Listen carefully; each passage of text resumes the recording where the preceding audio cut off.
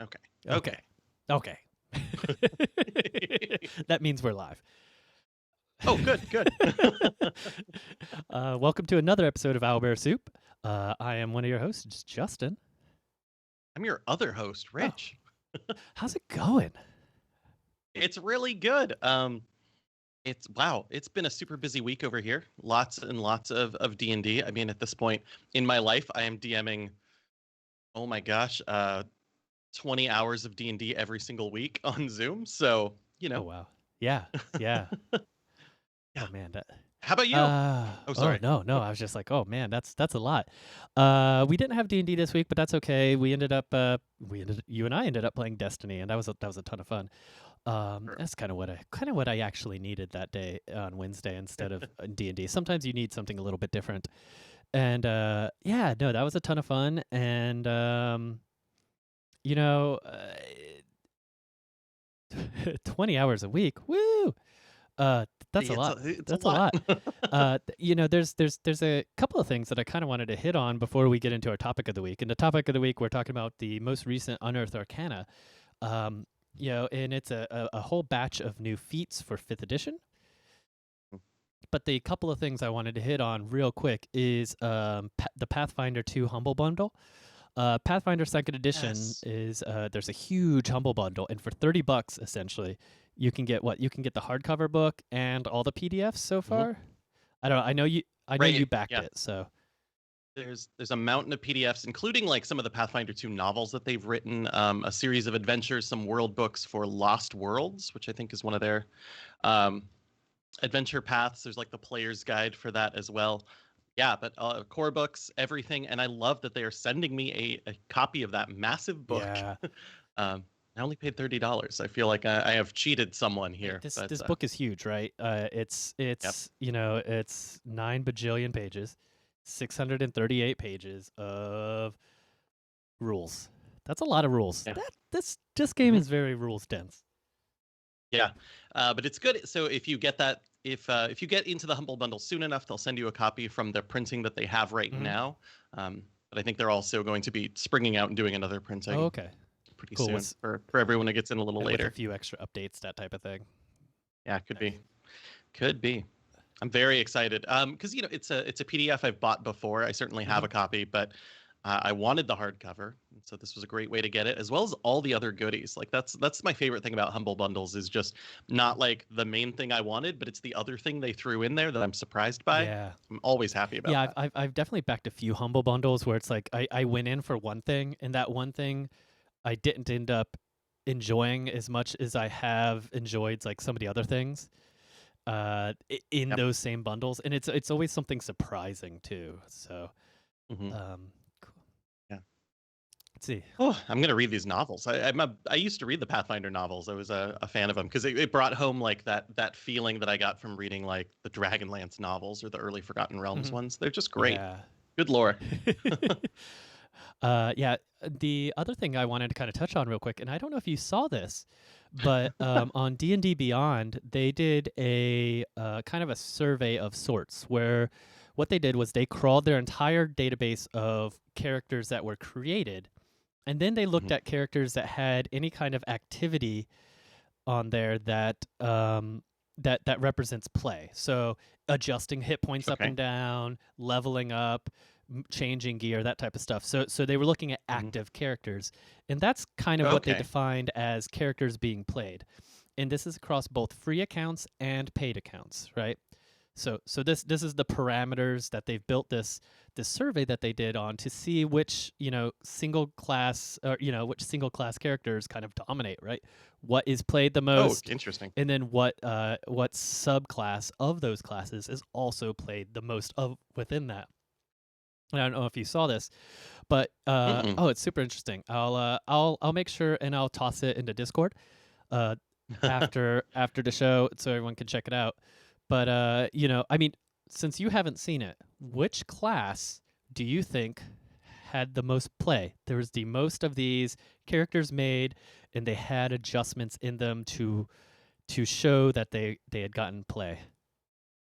This is interesting because I'm thinking about a lot of people you have the option on D&D Beyond to just export to a PDF, print it out, have your character there.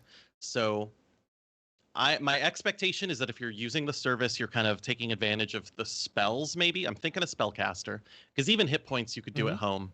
I track those on paper most of the time. I think the most popular spellcaster is a sorcerer. Sorcerer is not the most popular, Dang even it. within the spellcasters. It is not the most popular. Really? Yeah. Wow. Let's see here. So coming in at 13%, which is the highest, is the fighter. Okay. Yeah. Whoa. So fighter's okay. number one, with the champion subclass being the top subclass.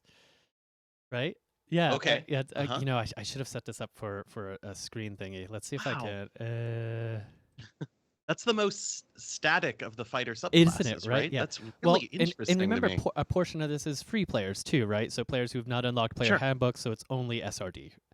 Right. Gotcha. Right. So that one. might be part of it. If the champion is basic rules, I don't remember who's basic rules. I think it's the champion.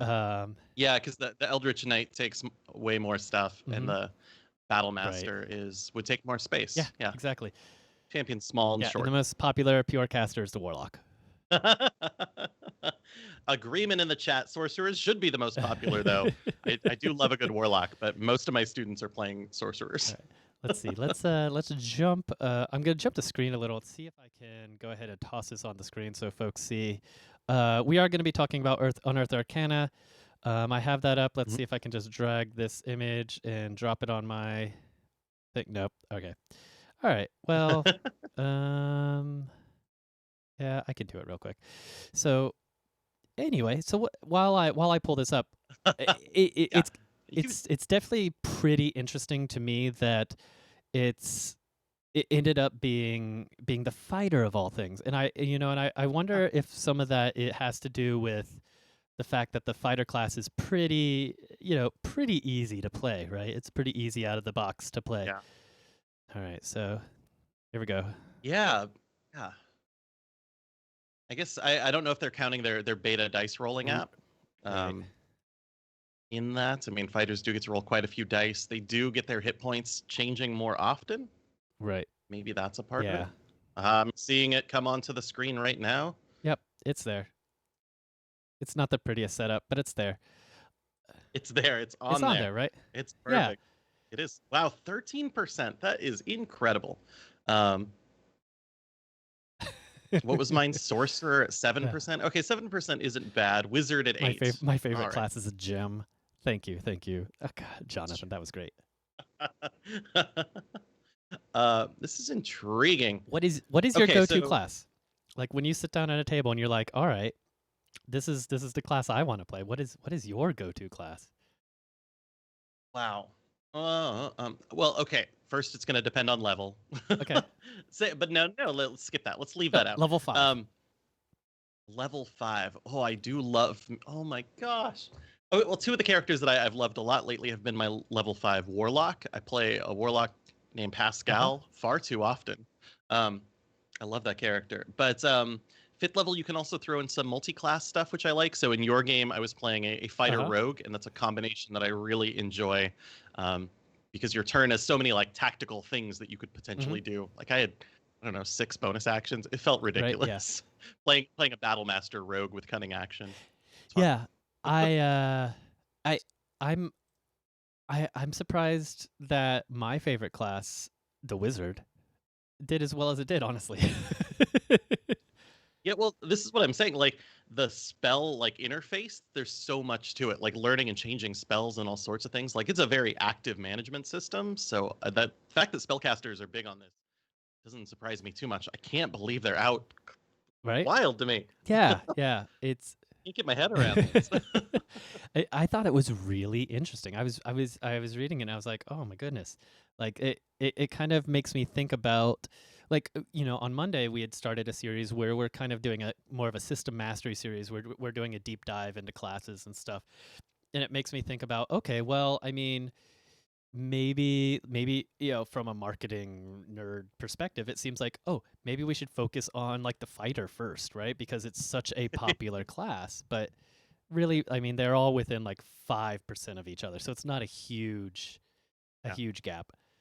So Right. It's very interesting that there's not one of them that is at like 4% or something. right. Right. Or is there? Did I just miss it? What is barbarian at? To do barbarian was at 8%.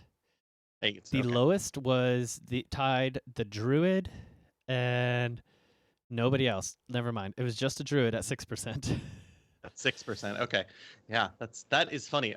which the druid I can understand, and the reason I, the reason that I had 10 kids this week and there were right 4 druids. There were 4 exactly right druids. right right, and part of the reason I can understand the druid being so low is I just oh the I got distracted by chat. I have a I believe people were commenting on my background. Oh yeah, they're coming for you. I just got high fives up here. I got high fives. High That's fives. it. Woo! Yeah, yeah, I don't even remember what I was talking about. I was rambling. It's what I do. You were talking No, about no, Druid. druids. I love the Druid. I would say Druid is my second favorite in 5th edition, but I hate the Moon Druid. I would never play one. Right? I don't like the shapeshifting. I always played like the Land Druid because I like to play it like a wizard. Gotcha. Fair enough. That does make sense, and they are very good. Yeah, I had a couple of my students. I'm learning so much by like teaching the game because you get to see where those chunky parts Mhm. are, like where the game suddenly gets so much more complicated. And Wild Shape's certainly one of them. Everyone's like, "Wait, what can I change into?" And I was like, "Well, let me pull up the list of beasts of CR 1/4 or less," and it's like 50. Right? Yeah, it's not great. The options if you're looking at it from a combat perspective, but one of the things that I really think that whenever you're looking at druid is I like using the shapeshift as more utility, right? Yeah. And so yeah, being the moon druid, you get a little bit more accelerated um utility in that, but you're also losing out on spells. And I think the spells is the primary focus of a pure spellcaster. So I'm going to definitely continue to not play the Moon Druid. All right, fair enough. I say I don't think I've ever played one. Because yeah, I look at it and go like, it's intimidating. I gotta warlock it. I gotta warlock it. Yeah. Well, and that's the interesting thing. So maybe it's time to jump into our discussion for the day. If I find the right screen, there we go. So our discussion today is on Unearthed Arcana. There's not a whole lot about druids in there, but there is the idea in there of taking bits and pieces from other classes and kind of mashing them together to make a more a class that's a little more what you want from it, right? Right. So kind of I guess just we'll just straight up kick it off, right? The artificer initiate that's going to be a lot like your your other initiate spell, which I always want to call arcane initiate, but it's not. It's magic initiate. Magic. Yeah, this is a feat that you can take. You kicks off. You learn a cantrip. You learn a first level spell from the artificer class. Intelligence is your spellcasting ability. It's it's your very basic kind of dipping your toe into the water of artificer, right? Story wise, maybe you just like to tinker in the background or something, and finally you're making strides, that type of stuff. You also gain a tool proficiency, which I think is a little bit more than you would have normally gotten from the the magic initiate feat, which is kind of nice. It adds a little bit more of that role play aspect. So I'm curious, even as we're jumping into this, how often do feats affect your game? Do you have players that choose to take feats at 4th level, or do they choose stat bonuses? yes, right, yeah. Okay. In the it's kind of back and forth, a little bit of A, a little bit of B, right? Of course, humans will almost always be the variant human and take a first level feat, right? Ugh. There's no reason not to if you're a human. But then, I definitely have players who at 4th level will take a feat, especially if they have like a +1 stat boost, right? we're gonna get to chef here in a second, and so it has a stat boost where you can boost your wisdom or con. That's a pretty good, that's a pretty good trade off at 4th level, especially whenever you have some of those odd numbers that you want to shore up. Because it's a lot cheaper to get a 15 in a skill than it is to get a 16, or a skill and ability. So whenever I'm looking at a feat, like that's the balance right there. It's like, is this feat good enough that I would avoid taking a +2 in my primary stat? Right. Right. It's becoming better at every single thing that I do in the game. So when I'm looking at Artificer Initiate, this is a cool one. I mean, cantrips are fun, especially if you get a good combat one, and that's something that shores you up. I don't know that I'm excited about the Artificer 1st level spell list a whole lot. Yeah. But this is an interesting one. I like it. It gives you some options. Yeah. It's a broadening of your character for sure. Yeah, and I think it would be the same area in that you take you would take a magic and need to kind of and spread your options, I guess. Right. Also as an artificer, you could take it, right, and just get a bonus this and that. That is true. That is very true. But yeah, this one doesn't feel like I'm making my character. Oh, I guess I don't know. Maybe I could see it. Yeah. I don't think it's a bad feat. It fits within the established feats already, right? It feels like one that could have been in a PHB if artificers were in a PHB, right? Yeah, right. That's fair. That is fair. Doesn't feel like an optimization focused feat. It's a good broadening. Exactly. Yeah. All right. Chef. So time and effort spent mastering culinary arts has paid off, and you gained the following benefits. So you're going to get a boost to either your con or wisdom. You gain proficiency in cook's utensils if you don't already have it. And so this is where the good stuff comes, right? As part of a short rest, you can cook special food. And you can, it's 4 plus your proficiency bonus, so you start at 6, and then at the end of your short rest, anyone who eats this food and spends 1 or more hit dice regains an additional 1d8 hit points. I think that's a nice little short rest bonus. Absolutely. Like, this is. Oh my gosh, that just means we can last a little bit longer. Is exactly what you want out of a chef style character. Yeah. This in my head, it's Jean Favreau, star of the show Chef, I guess, fumbling along, learning how to cook. It's a great multi-class option. I love it. I think that's very cool. And then I also like part 2 of this, that you can create these treats that you can pass out to give you temporary hit points equal to your proficiency bonus.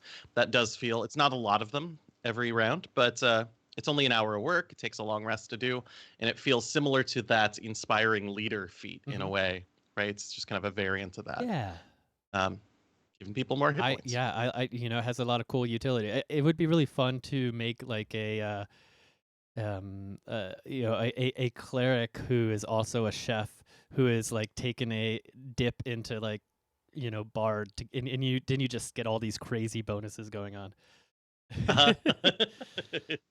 Which is fun. The chat is going wild right now, by the way, with druid stuff and chefs. And what kind? It's so good. I mean, chefs are overpowered. Let's see. Okay, yeah, Dire Tiger. That's a good choice for druid changing. But right, a druid named Droon Muid. That is my next druid's name. But it's not going to be a moon druid. Wait, yeah, doesn't yours have to be Drand Luid? Yes, maybe. I don't know. Oh, man. All right. Let's see here. So next on the chopping block. It's the Crusher. So this is a series of feats that we'll see a couple more in here of where you focus with a certain style of weapon. In this one, you are particularly skilled at the art of crushing your enemies. So you get a bonus to strength or dex, which I think is good. I don't know why dex was included. I would have maybe gone strength and con just because of the, the way it's put together. But maybe there's a reason you would be a crusher in using. I guess there are bludgeoning finesse weapons. All right, I take that back. I mean, yeah.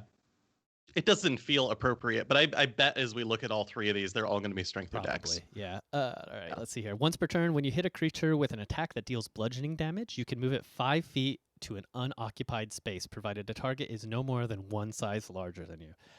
I like this. I like and this is definitely stepping away from theater to mind, right? This is getting more tactical, and I like tactical maps and that type of stuff. So for me, like I love the ability to adjust where your enemies are, and move the battlefield a bit, because then it becomes a bit more of a tactical play, not just on your part, but as your entire party can work together, right?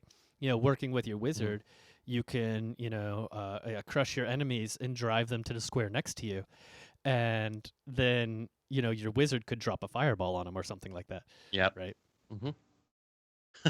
You just wait for people to escape the swarm of bees, and you smack them and knock them right back Exactly, in. right? Yeah, that's one of those things. It's like your caster puts up a zone that's when enemies start their turn in the zone. Well, they started their turn, they moved out. You hit them, you moved them right back in. Now they have to start their turn again there. Right.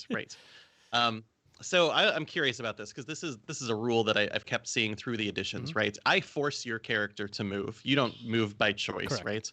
right? Does a move not by choice provoke attacks of opportunity? No. That is different in every system that I have found. No. Okay, great. Good work, 5th edition. So I think that's very much a 3rd edition Pathfinder thing. Yep, great. Yeah, I think they got rid of that in 4th ed specifically. I can't remember, but yeah, I love it, because this is one where all of my kids are like, yes, perfect, I'm going to smack them out of the way, and then as they're fleeing, we all get free attacks, right? Which is a very, not quite the tactical thing I want to do. Yeah, and it's and a little bit of it has to be wording, right? If it's like the enemy then moves, moves their speed, or move, that's them moving. But if you're moving them or forcing their movement, then yeah, those don't provoke. Great. Eldritch. Oh wait, no. Before we get, there's a whole second half of Crusher. I already thought Crusher was good on its own, but there's a whole nother bit. When you score a critical hit that deals bludgeoning damage to a creature, attack rolls against that creature are made with advantage until the end of your next turn. That's brutal. That's awesome, but that's brutal, right? Yep. I mean, because you're already getting the bonus of a critical hit. You're already probably playing like a great weapon master, smashing something with a ton of damage. And but now I kind of want to play the character with throwing hammers, who's trying to maximize crits. Right? Yeah. No, I didn't even think about that. That's amazing. Throwing hammers are now the best weapon ever. Oh, so good. There was someone I played with when I was like 14, maybe 15, something like that. And they played this great hammer user, and they said that they smoofed people. Like, they called their hammer the smoofer. And so that has always been in my head whenever I think about a great hammer user. And so in my head, this feat is now called smoofer. You are practicing the art of smoofing your enemies. Which makes me think of the Swiffer, right? Yeah. All right. So this is now the Swiffer feat. All right, perfect. I'll get that feedback to Wizards. I'll let them know that we need to change this. Gotta get in there. It's oh my gosh, I wasn't keeping up with the chat. Oh my gosh, the chat's all over the place. There's Beverly Crusher with throwing hammers. Oh my god, that's so good. Space Domain Cleric. I'm into that. A character who is all about cleaning up. Arms and hammer. Oh, thanks, Teos. Oh, oh man. Oh. All right. Let's see here. Next on our feat playlist. Yeah, this is a very silly episode of Soup. I love it. Is Eldritch Adept. Now this one is a little bit different than your Artificer and Idiot. Your Artificer and Initiate. In that, I think this is good, right? Like when you get a Warlock invocation. And so one of the things earplugs players in my players in my game, whenever we recently had a character die, and then I set up 3 choices for them with their death, right? One of them was fade to black. That was the end of that character. Character's story is done. We move on. The second one was they had one option, and that option was, in each of the characters are slowly getting items that are, and I stole this idea blatantly from Teos, but they're special magic items that are just for those players, and they kind of grow with the players as we go through the campaign, right? Right. Teos did it amazingly, and so I stole it, and now it's my idea. So I'm going to take all the credit and never give Teos credit for it anywhere, especially in public. Yeah. So, the death was okay, right? They kind of drifted and died, and that's fine. End of story, great. They get to make a new character and start a new story, engaging, fantastic, so good. And then the other option was they could give in some of their energy to their special magic item, which some of them don't have them yet, and some of them they're still learning it. And with that magic item, something would happen. And then the third one was, kind of a, almost a warlocky scene where some patron brings you back for a greater purpose, right? Mm-hmm. And so what I've done with that one specifically is I have given bonus feats whenever someone has died, if they've chosen that option, right? That option's the kind of feat option. Sometimes it will, it's because it's a discussion, right? How did things change? Part of it, sometimes you get, stats might change, this might change, whatever. But you get a bonus feat based on your patron / how you died. And this is one that I would definitely I think this would be great, because then I could say, okay, you're gonna get Eldritch Adept, and you're gonna with this bonus, you get this evocation or invocation, and then we can talk each level if you want to try to change it, and then we can work that out with your patron. But I really like this feat a lot because it kind of does that thing where you can give bonuses to players that are a little bit out of the norm for what they would be able to get. Right. I like this one a lot. This is the one when I looked over this document the first time, I was like, hey, what? Hold on.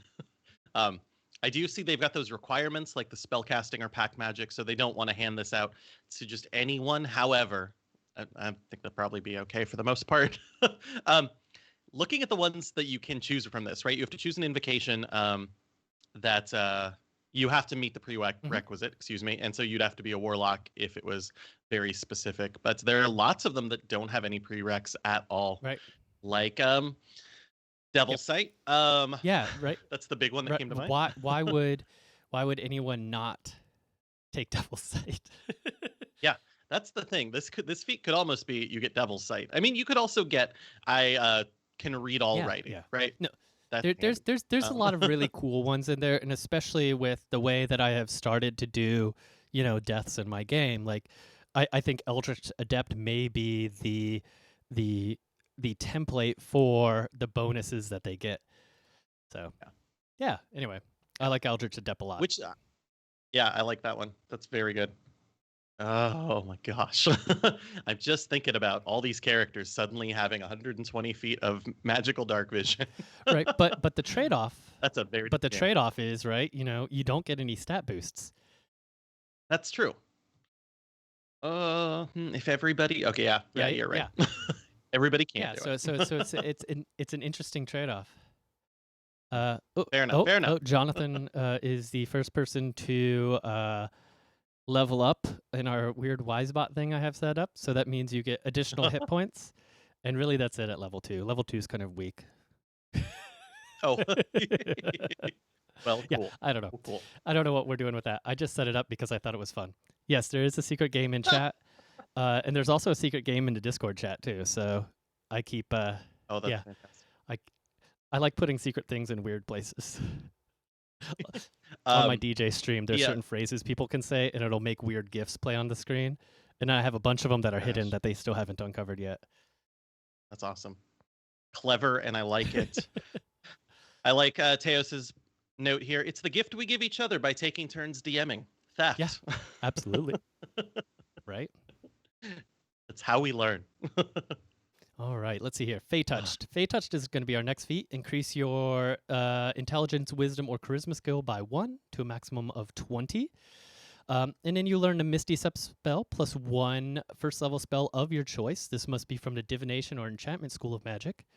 You can cast each of these spells without expending a spell slot. You know, and then it's a you don't get it back again until you finish a long rest. You can also cast these spells as if they are spells in your spell book or you know, in your repertoire, as it were.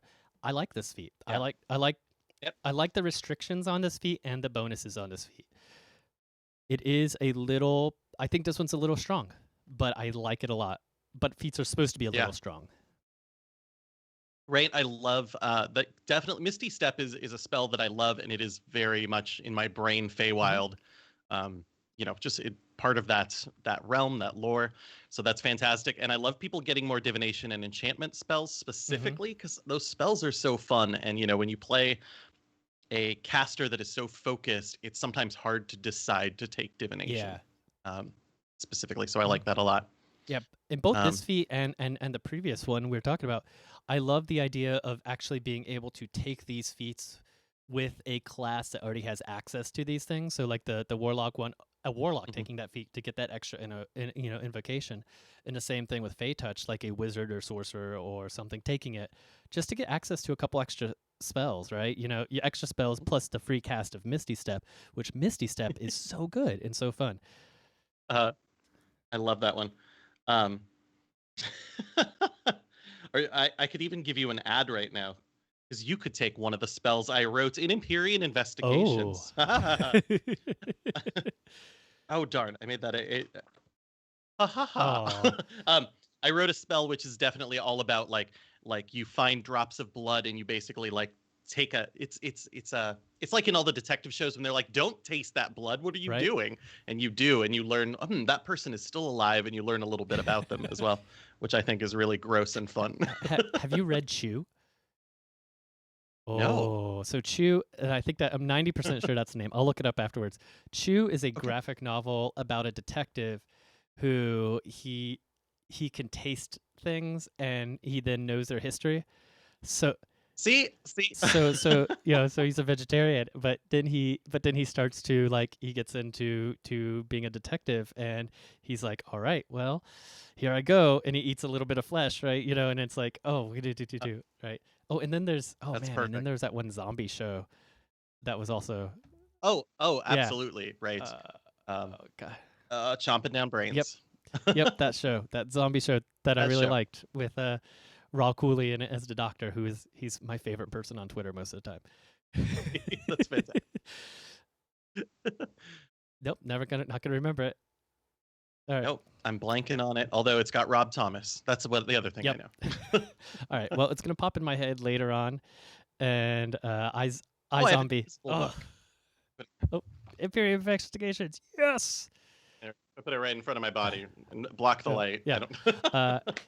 Zombie. Thank you, Jonathan. Thank you, Laser. It's a good show.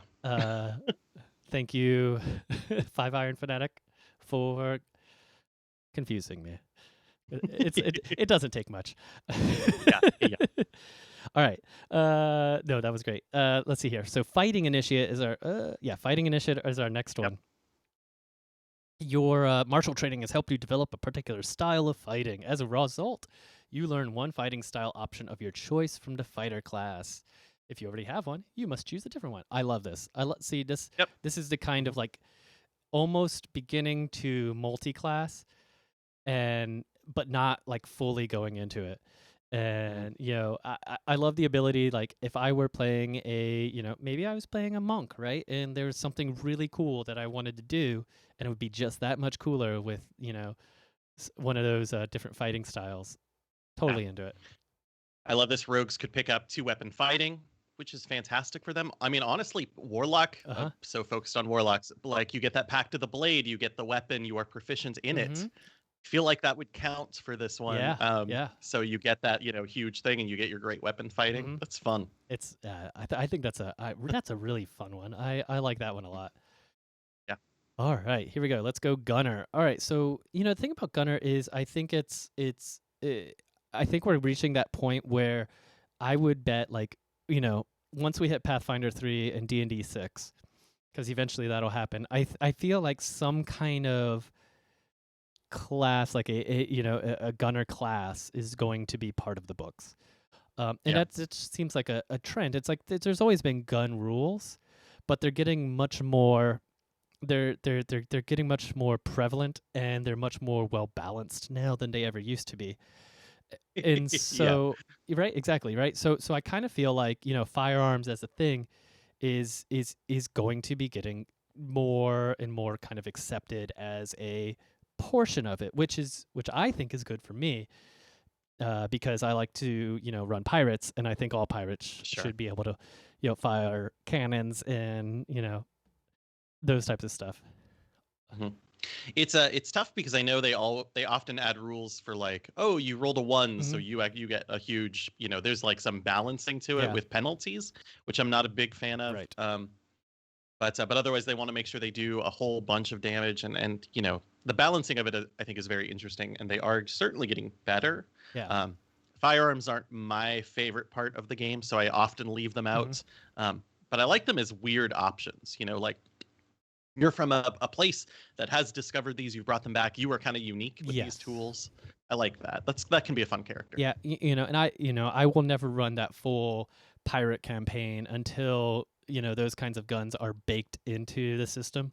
Yeah. In the meantime, I just run the same kind of Forgotten Realm style fantasy pirates that are just baked into the game, as it were.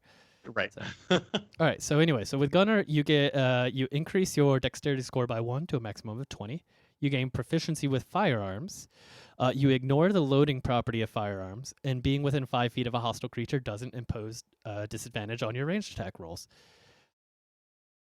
I mean, it's fine, right? Like it's the introduction to firearms, and I think they're Yep. and I think I agree with you, right? Like if somebody wants to use firearms, I think this would be the feat. Like if they decide to take this feat, then it'll open up firearms. But I'm not opening up firearms until they take this at this point. Right. Yeah. Cool. You gotta focus if you want to have it. Exactly. All right, Meta Magic Adept. This is kind of cool, right? This is kind of almost you're almost multi-classing into sorcerer. You're just getting so close. And so you learn 2 metamagic options of your choice from the sorcerer class. You can use only 1 metamagic option on a spell when you cast it. So yeah. And then you gain 2 sorcery points to spend on that metamagic. I think this is great, and you refresh your metamagic on on a long rest. I think this is solid, and it's fun. I would love to kind of like drop this like on a cleric or something, right? Use some of that metamagic on some of those healing spells if we're going healer. Wizard would be fun, right?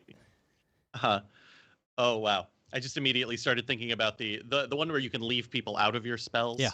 And play that cleric that's very much like, well, you didn't pay, so I'm gonna heal. Right? No, that's right? terrible. Even though Eberron has like that cleric is built into the setting, is like the payment based healer. Right. But I think this could be fun, and it has a lot of cool things, especially for some of the classes. Like warlocks have, you got, what is it, Hunger of Hadar, right? Oh my gosh, it would be so great to just be like, except you, you can walk through there just fine. Right. Yeah, oh, this is very good. Or heightening those DCs. I mean, because you have limited spell choices anyways, would be very cool. Yeah. No, I'm into that. I think that's another nice way of kind of expanding the multi-classing options without diving into multi-classing. Yeah, absolutely. Cool. All right, here's the second in that series of feats. Piercer. Increase your dexterity or strength by 1 to a maximum of 20.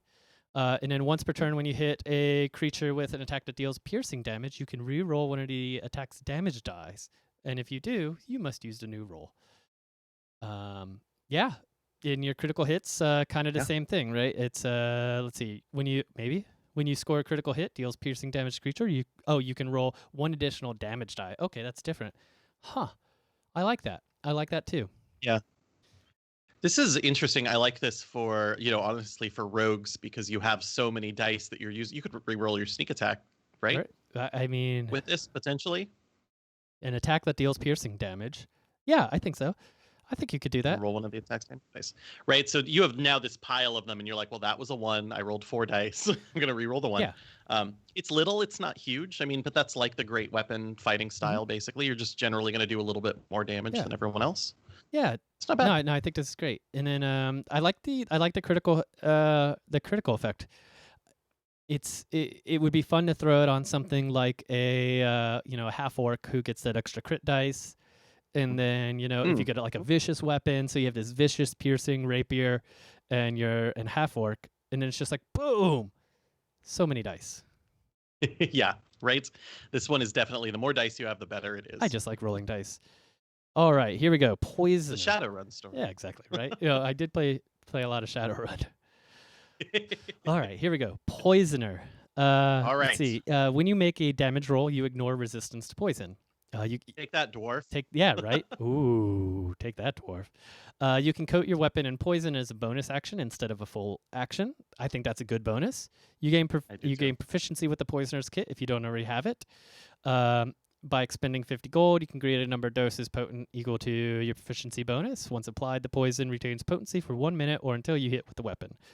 A weapon is coated with poison that deals damage to a creature. That creature must succeed a DC 14 con save or take 2d8 poison damage and become poisoned until the end of your next turn.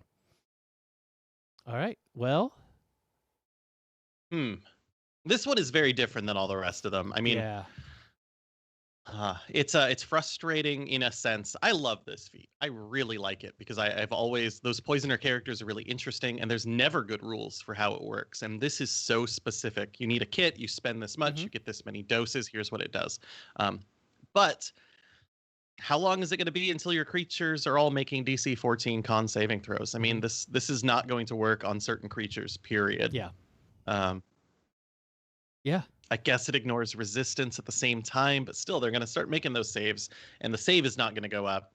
No. I'm fine with the damage really not going up, I suppose. It would be cool to have like an expert poisoner down the road. Yeah. I think for this one, because there's damage wrapped into it, I would do something like, spellcaster DC based on your dex ability or something like that, right? Where it's 10 plus proficiency plus your the ability score. I would say, like, I would choose dex for this, right? It seems like a very dexterous, and if you don't have a lot of dex, it's not going to be a high DC. But if you're if you're a rogue, then it's perfect for you, right? Yeah. So I think that's good. So I would do a scaling DC on that. And that would be, and I might scale the damage, right? Like from 1 to 5, it might be just a D8, and then from 5 to 10, it's 2D8, and 10 to 15, 3, and 15 to 20, 4, right? Something like that. So it kind of grows, especially since 5th edition hasn't set up a series of feats yet, and I don't think that's something that they're gonna do. Yeah. And I'm okay with that, right? I would rather a feat grow with the character than, okay, well, I want to be a poisoner. I want to get to this feat. So I got to do 2 So I have feats, to do these 2 buy-in feats to get to here. It's like, There are no feat taxes in the game, and that would just be a tax. Yeah, exactly. That's fair. I would like it if it's scaled. I mean, I was looking at the Dagger of Venom, which is a DC 15 con save, I believe, and it does 2d10 points of poison damage. So this is like weaker than that. You can do it way more often. I mean, that's once a day. Right. So you could, if you had the funds, apply this just all the dang time, right? Yeah. And but the thing is, right, you can code it as a bonus action, which is good, but in action economy, right, you have to kind of measure, is that bonus action, could I be using it elsewhere to generate a better result? And I think, once you get to level 5, you get to level 7, there's going to be a lot better things you can do with your bonus action than a DC 14 con save. Right. Yeah, I see the note in the chat. This is very good. They could have it be a number of D8s equal to your proficiency bonus. Yeah. That would be cool for scaling. I wonder if that was just that makes the rules a little bit more complex, and so they didn't do it. That seems to be a 5th ed trend, is just make things simple when possible. Yeah. But I like that idea for scaling because this is such a specific ability. Yeah. I like that scaling. No, I like that scaling too. I think more things should be tied to your proficiency bonus. So I would definitely be happy to see that kind of scaling done with with this particular feat. Yeah. All right. Yep. Practiced expert is our next one. Just checking the chat. Anything? Cool. Anyway, we know all about scales here. All right, practice expert. You hone your proficiency with particular skills or tools, gaining the following benefits: increase one ability score of your choice by 1. I always love these ones where you can kind of increase your proficiency, your ability score by 1, because it's a more accessible feat. More people are going to be willing to take it to get that, variable boost. Let's see here. You gain proficiency in one skill or tool of your choice, and choose one of your skills or proficiencies or tool proficiencies, and then you double it, right? So this is the expert, it's essentially the rogue expert class feature. This feat I would take over a +2 to a stat bonus for almost any character I could think about. Yeah, this is solid. In partially because it's like I just I just got done being a player in a online Roll20 game, and we didn't have a rogue, right? So the person who was doing all the lock picking, they had a background that gave them the ability to do that, but they didn't have the the expert ability. So it was a lot more shaky. So if you were like an artificer, right, and you're a natural tinkerer anyway, you could apply this to Tinker, which Tinker allows you to disable locks and traps, is I think locks, but does allow you to disable traps, and then it fits really well with your character, and it's pretty cool. I like Practiced Expert a lot. I do too, and I love the way that it's ordered just to get rid of any ambiguity about it. Right, you gain a proficiency. Cool. Once you've done that, now choose one of your proficiencies, including the one you just picked. Yep. You can double that one, no problem. Like, this is such a good way to be like, now that we're 4th level, here's the thing that our party is struggling with. I'm going to do this.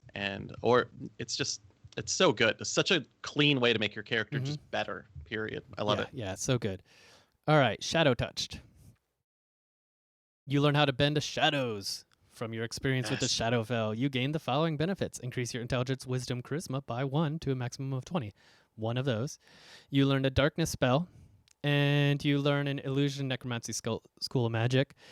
Cast it once a day, and this ability resets after a long rest, I believe.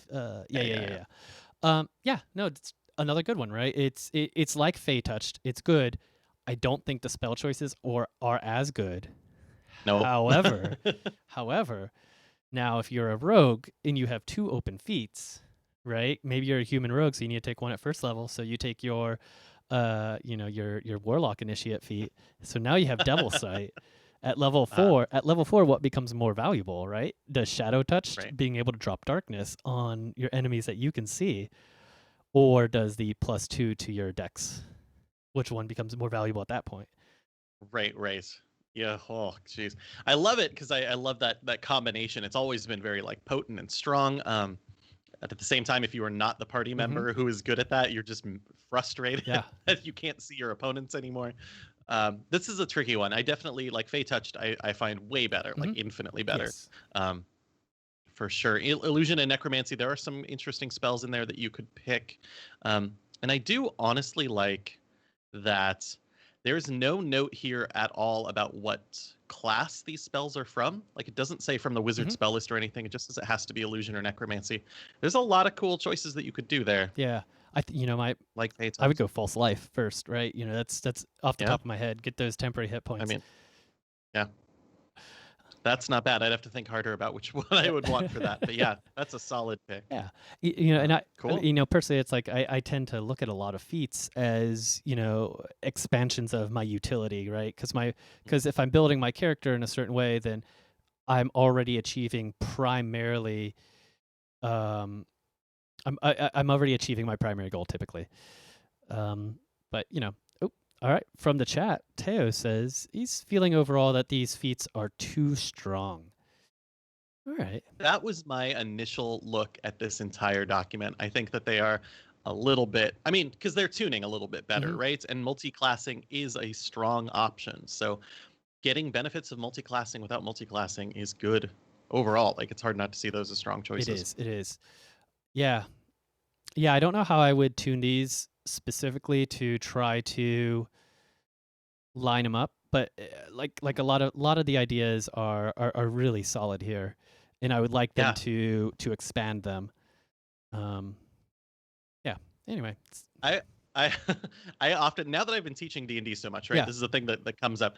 Multiclassing is such a nightmare. Like Mm-hmm. it's so frustrating to teach someone what multiclassing is. Like these requirements, you only get certain things. It's I would rather see these feats in the game as options than multiclassing in a lot of ways. Yeah. Like I would love to just touch on Warlock just a little bit, and get this cool invocation and a backstory about a pact or Mm-hmm. something. Then so I love these for that, and if they are stronger because of it, I'm not too bad. There's some feats in the PHP that just don't excite me.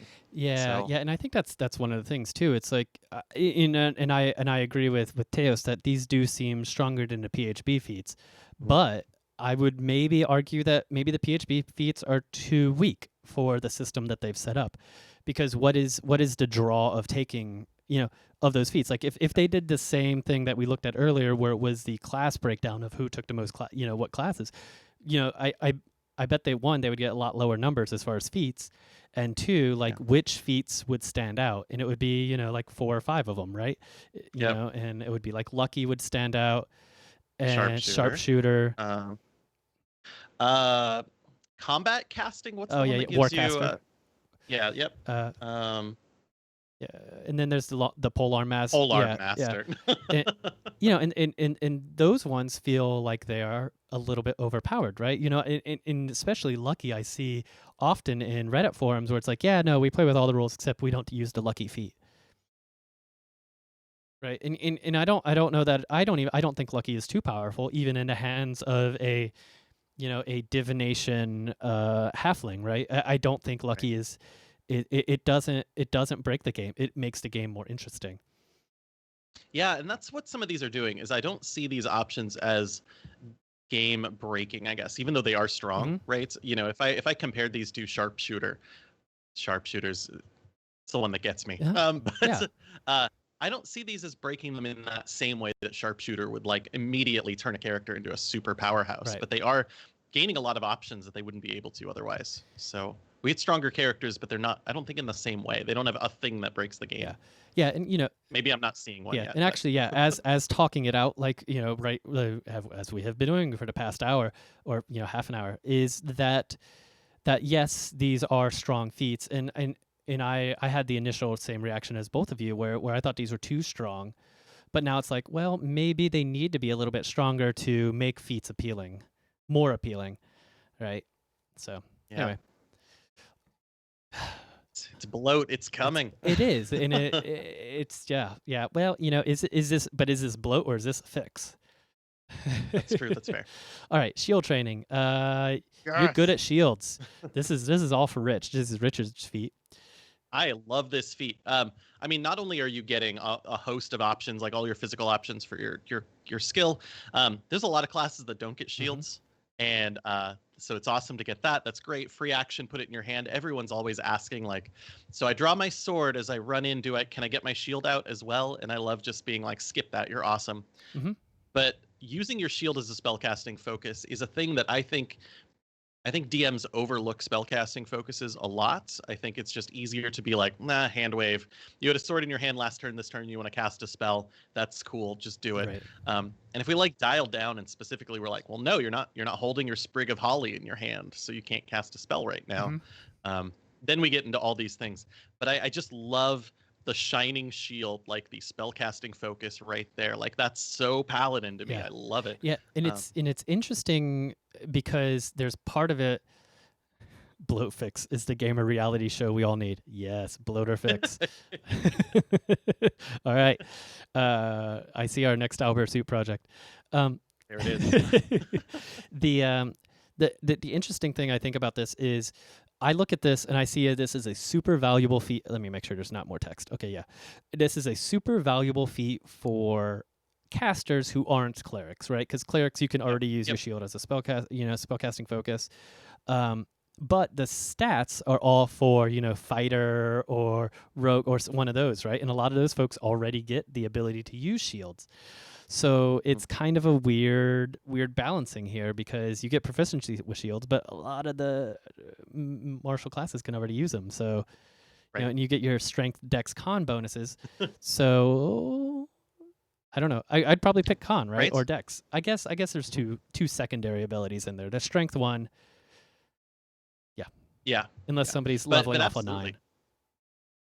Playing like the young wizard walking around with the huge tower Mm-hmm. shield, trying to hide behind it is so Right? great. And getting that extra bonus to your AC with Dex or Con is cool. And there's just a lot of fun stuff I think you could do Yeah, there. yeah, absolutely. All right, slasher. Well, we've had Crusher, we've had Piercer, so now it's time for slasher. Let's see here. Serial So killer. yeah, right. Strength dex bonuses, potential bonuses. Once per turn, when you hit a creature with an attack that deals slashing damage, you can reduce their speed by 10 feet until the start of the next turn. All right, that's kind of cool. Okay. I'm kind of into Mhm. that. Like, I love the idea of more control. And That's fair. this is good for like if you're facing off against something that like goblins that have that bonus action, disengage. Sure, yeah. Yeah. I could definitely see a very tanky type of fighter or paladin that just wants to keep stuff near him all the time using this Mhm. in combination with some of the other skills and stuff. Now I'm thinking like what's the mage knight variation, and then taking like booming blade or something, right? And Oh, tying yeah. it to Yeah. with this. So Mhm. anyway, That would be a lot of fun. Yeah, and on this one, the critical hit is the same as the one for Crusher. Mhm. Crusher. They get disadvantage. Oh No, no, this one they get they disadvantage. get disadvantage. That's They're right. shaken by your awesomeness. Yeah, no, I like that all three of these are a little bit different, and they give people more of a focus on a specific weapon. Because it has a Yeah. stat boost increase, I think people are going to be more likely to take it, especially at lower levels. So I think, we'll see a lot of level 4 folks with Slasher, Piercer, Crusher, depending upon their weapon of choice. Mhm. And I think that it needs to be a game where it's one DM and 3 players, and and the players are named Slasher, Crusher, and Piercer, and they Yeah. all take a different feat based on what they aren't. So the Piercer takes Slasher feat, clearly. Slasher takes the Crusher.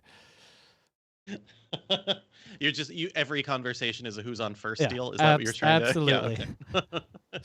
Okay. So in Adventures League, me and a buddy, we sat down to play a couple of characters, and I think we were both playing sorcerers too. On top of that, and I was playing a Snurf Nerblin, and he was playing a Duragar, but my Snurf Nerblin was named Duragar, and his Duragar was named Snurf Nerblin. So good. So good. It's one of those moments when like character introductions happen and afterwards everyone else gets up from the table and walks Uh-huh. away. Is that what's going on? Yep. There's nope. Perfect. Oh man. Oh, that's right. Tails just pointed out Piercer plus Sharpshooter. Oof. Oof. Yeah. Yeah. Maybe it needs to be this needs to be like a melee weapon only thing, right? It does kill your throwing hammer person, but it does also at the same time kill the piercing sharpshooter of awesomeness. Yeah.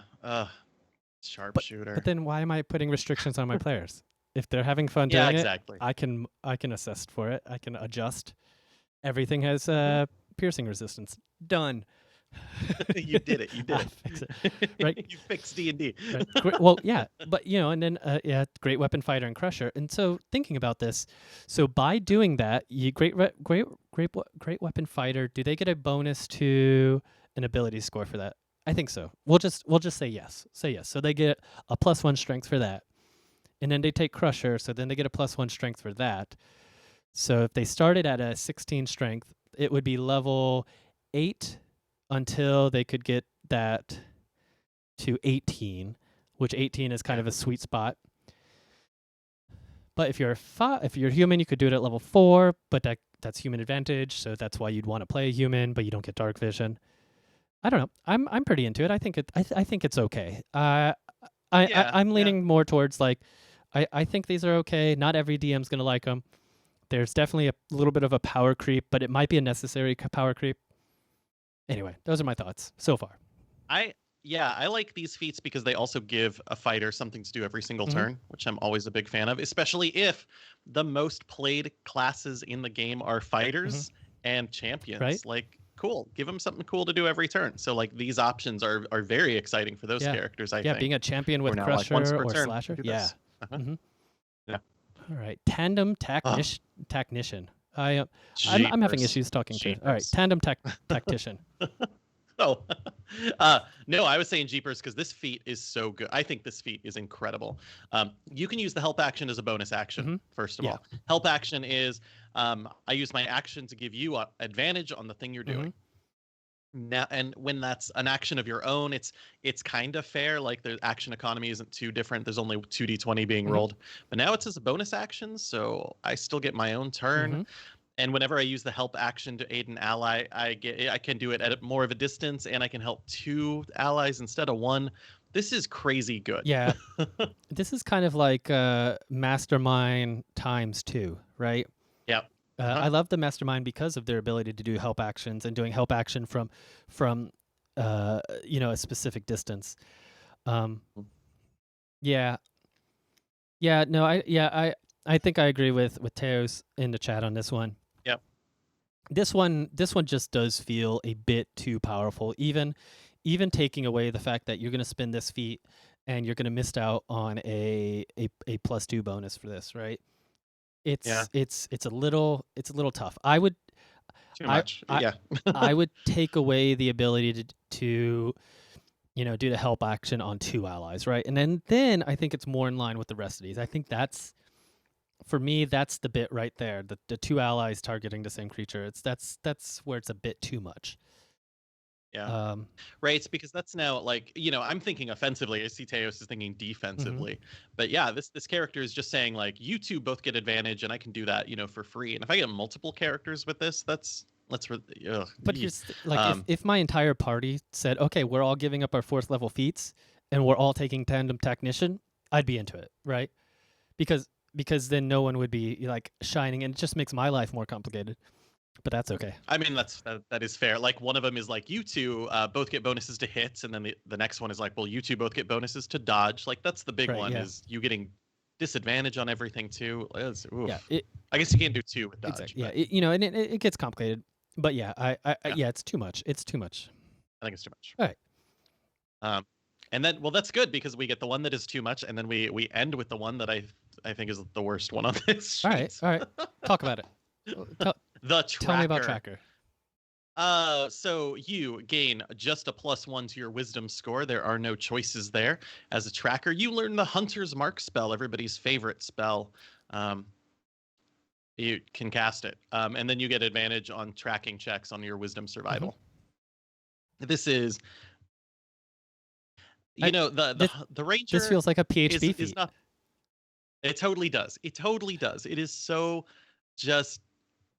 This is really bland. Like I think the Ranger is already a little underpowered. The Unearthed Arcana Ranger I thought was a fantastic fix for all these, and this is just like saying spend your feet to get the kind of the worst parts about being a Ranger and enjoy that. Like, Hunters. Gosh. Yeah. I'm just so depressed thinking about this. Hunter's Mark is just such a frustrating spell unless you're playing the ranged, way in the back. I don't think it's not. We could talk about Hunter's Mark forever. But it's bad. It's concentration. It's difficult, and it's going to go away. It's terrible. And then tracking creatures. I guess it's all creatures, and that's nice. Yeah. But whenever you do a tracking check, it's not like, okay, you Ranger make that check. It's like everybody looks around and we all roll, and one of them's going to get a high roll. Skip it. Yeah. Skip it. Yeah. Even and Taos is pointing out that he's trying to think of a time that Hunter's Mark has ever been used at the table to track, and it's like no. And I think like if I were to change this one, I would change that to a short rest, and then I think it would be more better, right? It's a long rest. It's a long rest, right? Like that's the bit that's killing me. I stopped reading because it's Hunter's Mark. Yeah, and it's a concentration spell. Yeah, gain it, no concentration required. Yeah, no, I think that would be the entire feat, right? You gain the ability to cast Hunter's Mark once a day, and no concentration required. No stat boost, no nothing else. Doesn't matter. That's all we need. All right. I made a whole ranger class, and I was focused on trying to make Hunter's Mark good. So it's a spell I have thought about a bit, because it's a cool idea. Yeah. I love the concept. Right, so your focus. That's my Corey. I'm going to do more damage against them. It's a classic like World of Warcraft ability too. Like it should be good, and it is such a bad implementation of it, Yeah, unfortunately. it really is. I'm definitely not feeling. I'm not feeling Tracker. It's definitely not Nope. my favorite of them. Get it out. Boom. Well, we can give feedback, right? Because this is a, playtest this, try it out, check it out. They want survey feedback. And I would write in absolutely for this one. The tracker feat lets you cast Hunter's Mark. You don't need concentration checks. Bam. Yeah, no, I'm really glad we had this discussion because I like to give feedback on these variations, on these feats and stuff that they send to us. And now I have feedback to give. Yeah. Because I don't know about you, but for me, like talking everything out really helps me clarify what it is that I'm trying to say, as well as a lot of times I'm pretty open to changing my perspective on things if a better or different perspective is given to me, and it's like, oh wait, no, I was wrong. Let's do this. Yeah, you're right. You were about to pick the tracker feat, weren't I was. you? I'm glad I could you help. You did. I was about to pick Tracker on my for your wizard. For my wizard, yeah, for my low wisdom wizard. Yeah, my shield bearing wizard. I love that idea. I'm gonna make a shield training wizard. I think that sounds fun. That does, right? Yeah. All right. Well, so that was Unearthed Arcana. We'll do this again probably next month when there's another Unearthed Arcana. And yeah. Where can people check out your stuff? I keep seeing you flash this book. Maybe. Oh. You could check out Empyrean Investigations if you're interested in purchase. I have to keep it like on my chest so that it doesn't vanish. On Gumroad, my store is there. It's gumroad.com/atomic game theory. You can grab a PDF of it right now. It's got 3 detective adventures and 6 detective-ish subclasses for you to take a look at. 6? That's the right number. Yeah. And other than that, you can also check out academyofadventures.com, which is the after-school program that I'm starting all year long for kids to play D&D. Yeah, tell your friends because, oh my gosh, the camp has been a lot of fun, and I'm excited to just keep it going throughout the year. This has been kind of like very free form here, kind of like, learn to play. Let's make sure you all get this cool experience. But the after-school program is going to be like 6 seasons, little story arcs every couple months. I'm very excited about writing those and running those. Cool. And is your is there a lot of space still in the Academy for Adventurers? There is space. It's going well. We just started selling those last week, and so they've gotten a couple notes kind of from the Kickstarter campaign and things like that. But, nice. Yeah, there's been a lot of interest, and I'm hoping that it starts. Oh gosh, season 1 is I got to check it out, but I'm pretty sure season 1 is half full already. Awesome. So awesome. That's so cool. Yeah. And then anywhere else that people can check you out? Are you doing anything else this week? Or? Heck no. I'm running 3 summer camps this week. I'm going to be Oh, that's right. Instead of 2, so I'll be playing D&D all day long every day. Great. I'll see you Sunday. Yeah. Yep. Let's see. You can find me at DJ Pirate Rabbits on I'm 2-hit AC0 on the Twitters and Instagrams. That's the one that I shout out here. And then you can follow my DJ streams over on my Twitch channel at twitch.tv/DreadPirateRabbits. I stream on Tuesday, Thursday, and Friday over there now. And keep an eye on the Owlbear Soup Discord as well as the Owlbear Soup socials. There may be some more streams coming up since we're on our push for affiliate, so we can get some sweet emotes. And then I spent this morning working on our merch store, so hopefully we'll have some merch for our next batch of soup. Yeah. Whoa. Yeah. That's exciting. Yeah. All right. Oh yeah, 20 hours. I can't wait for a soup D&D. mug. Oh, it's gonna be 30 this week. 30. Oh. I need a new mug. This Great British Baking Show one is very good though. It is. Oh, that is very good. I have this amazing octopus one that nice. Yeah, Aubrey and I got this at like a farmer's market in Vancouver. Oh, wow. So good. Anyway, I love it a lot. Good mug. Good mug times. Strong mug game today. All right. Well, if you don't have anything else, I think that soup is done. We souped.